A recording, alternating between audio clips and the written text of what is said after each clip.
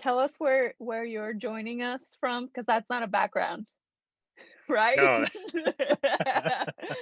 uh, Where are you? so I'm visiting my childhood home in Bozeman, Montana, and it's late October, and it's begun to snow. It looks beautiful. Like it's making me think of Christmas, which I know everybody hates Hmm. Christmas right now, but Well, I don't know. That's pretty extreme, but um, the holidays. it's like this from October to April. If you don't like it, it's not a good place to live. But just earlier today, I sent you a picture. There were two deer that walked through here, a doe and a fawn, and then there was a four Where? point Where can you point to where you saw like them? right here, Right there. Okay, right there. and then there was Uh-huh. another one like Yeah. right Oh, oh, there. oh, okay. There you go. I'm joining you from my not basement. What's the opposite of basement? Attic. Attic in Portland, Oregon, Hmm. with my lazy tequila sunrise. It looks nice. And I have just, I don't know if it's the sun in Portland, but I've been having a really good day and Hmm. been really positive. But I'm also, I was thinking about people because I've been missing kind of a little dynamic in the office and getting to hear, records with you guys together and just having lunch together. And I'm sure everybody can relate to some level that Oh yeah, we miss that connection. So I wanted to kind of talk about people and work people in our lives. work people. But yeah, so let's just get into it because I feel like we Okay, already talked about random shit. I keep checking for Um, that deer. Like I'm like, is he here? Is he here? my question today is about people. Specifically, I want to know what you think about staffing an agency with freelancers. And so the question is, can I staff my agency with all freelancers, more people to have around my Mm, agency, but like what are the pros and cons of that? yeah. Tell us. How much time do you have? We could This go all much night. time. That much time. This Okay. Um, it's funny. I was just on the phone with a client talking about these issues. And most Mhm. agencies start with you're on your own and you get a project and then you get a couple people, probably friends or people you know in the industry to help you finish it. And that is fine for a little while, but at a certain point you can't just say I'm going to use contractors, freelancers forever, because whether someone is a contractor or an employee isn't actually a choice that the agency gets to make. It's a legal conclusion. So does the agency have control over how that person works? Like, can I say show up at 8 a.m. and can I say use this email address and I want the work done like this? If the employer, if the company, if the agency has the right to do all those things, then those people should probably be employees. Now, employees doesn't mean it has to be 40 hours a week, full time, all that stuff. An employee could be like 10 hours this week for this project, and then they're not an employee anymore. It used to be that was a real headache to do all the paperwork, and it still is a little bit of headache, but online tools make onboarding employees and terminating employees much easier. But the risk, like if you have a bunch of people that you're say they're contractors and you're dealing with them in contractors and they should be employees, the risk is that the state says, hey, you're dealing with that wrong. We should be getting a bunch of taxes. We should be getting unemployment and we should be getting workers' compensation.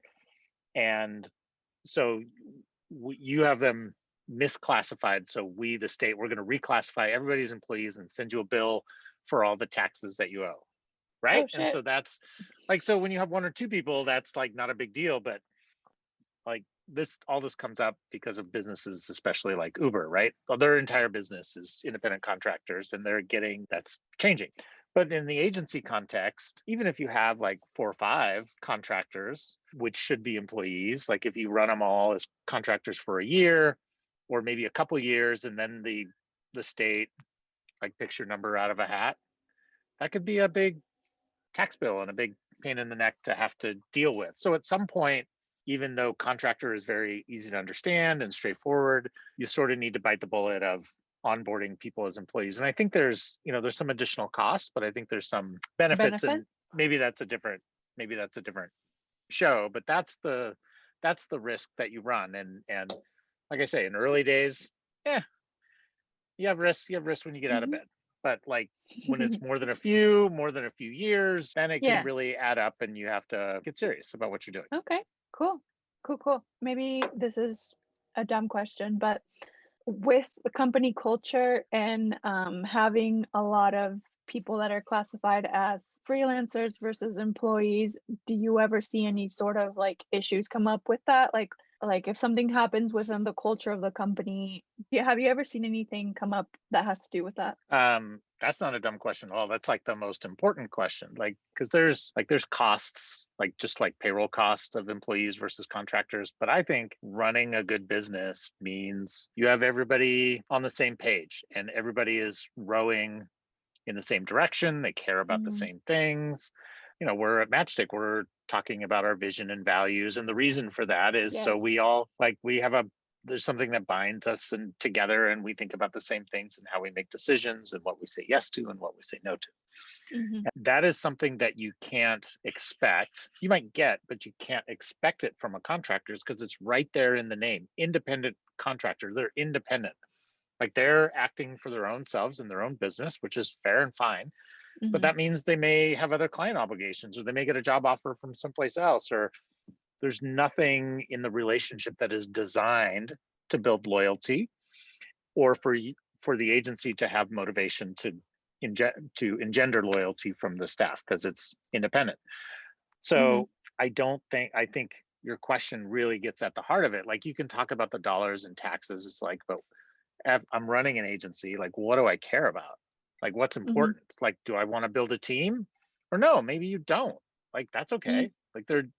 But most agencies we work with, they realize that the synergy of the team and people working together and taking care of each other is super important and it adds value and it makes them better creative workers. And so they want to build that. And it's also, in a big picture sense, it's also an asset. Like if someone wants to buy your business in the future, if all you have is contractors, nobody wants to buy that. Like if you have a workforce in place and a team and benefits and like everybody's rowing in the same direction, that's an asset. It's not a stupid question at all. It's actually more important than the dollars and cents of like what costs more, employees or contractors. Like what are you trying to build? Maybe Mhm. you're only trying to build a thing for yourself and like, yeah, occasionally I'll get some help. But if as soon as you start wanting to build something bigger than that, I think like this is not even really legal advice, but just instinctively, like what team do you want to be a part of? Like, Exactly. right? And there's times in your life where I don't want to be a part of that team. I'm happy to help. Like Mhm. I'll bring the orange slices, but I'm not on the team for the soccer team, right? Yeah. But there's teams that you want to be a part of, and you want everybody to be contributing at the same level and at a high level, because it's really rewarding and important. So you've been an employee different places. Like why? Like you go someplace to get a job. Like you got to get paid. We have Mhm. needs, but like We there's do. more than that. We have needs. We have needs. Um, what there's a yeah, that's right. The whiskey needs. Um, but then what else is there? Like you can get that a lot of places. So like Yeah, I mean, why is it no, important? I completely agree, that you might have benefits to having freelancers, but when it comes to my experience as an employee, if you I feel like a You're talking to your freelancer. boss right now, so be very careful. Like, I always am careful. I'm walking on eggshells. oh right, okay, right. That's the culture that we have here, right? No, like I want to feel like a part of the team. And maybe, if I was traveling and working here and there, yes, that's fine. But if I'm living somewhere, I want to feel like I'm a part of the team. My voice counts. Um, that I am not just wasting my time somewhere. And, so it just depends on what you're trying to accomplish as an employee or as what kind of people you want to have in your agency. I have a good situation, so I don't know about all y'all. Yeah. Well, they're like any relationships. Like sometimes you just want to date, but sometimes like you want to build something more. Exactly. You want to And swipe. you want You just want to uh, be like, uh, swipe it, uh, swipe, swipe. All uh, No, I think Cool. that's a really important question. Very prescient Good. of you. Yeah, Yeah, good well, stuff. now you know. Now people Now you know. know. Josh, thank you so much for talking to This me is fun.